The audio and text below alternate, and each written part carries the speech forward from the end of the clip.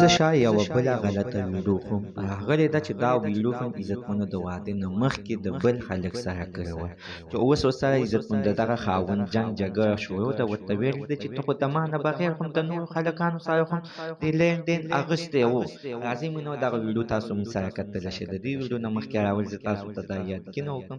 تاسو که چېرې زموږ په دې سوپر کلیک چینل کې نوي وئ چینل هم نه وي سبسکرایب کړی مهرباني وکړئ تاسو زموږ د سوپر کلیک چینل د سره سبسکرایب کړئ خوا کې ورسره د ټلۍ نښان ووهئ چې هر یوه نوې معلوماتي ویډیو تاسو ته په اسانۍ باندې در ورسیږي. علیزه ساحره عزتمن څه د تعریف محتاجه نه دی، یوه مشهوره ټیکټاکر هم ده چې دې دغه شانتې دغه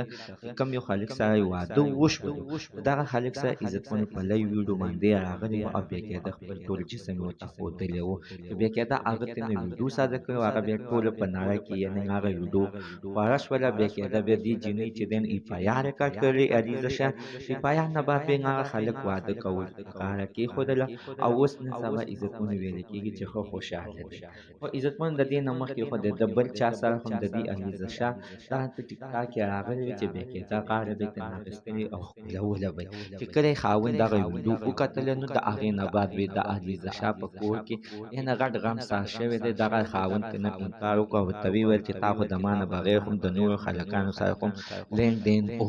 ځکه چې دغه شانتې زه چې وینم کومه یوه ویډیو کې نو تا د هر یو هلک ته غاړه ورکړې وي او ډېر بې شرمه کارونه دې کړي وي چې یوازې غاړه نه هغه خو د کیمرې په مخامخ ته غاړه ورکړله چې کیمرې نه پیشه شا به ورسره تا یعنې اخر کوم کارونه کړي وي، ځکه چې ته هم اخر جینۍ وي او دومره غټه وي خپل شوق په دې اخر په څه پوره کولو. خو عزتمنو دغه شانتې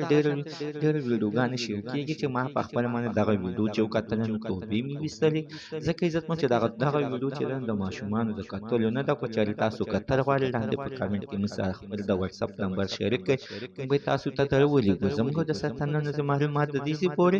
د نوي معلومات دپاره د سره زموږ د سوپر کلیک چینل د سره سبسکرایب کړئ خوا کې ورسره د ټلۍ نښان ووهئ چې هر یوه نوي معلوماتي ویډیو تاسو ته په اسانۍ باندې در ورسیږي.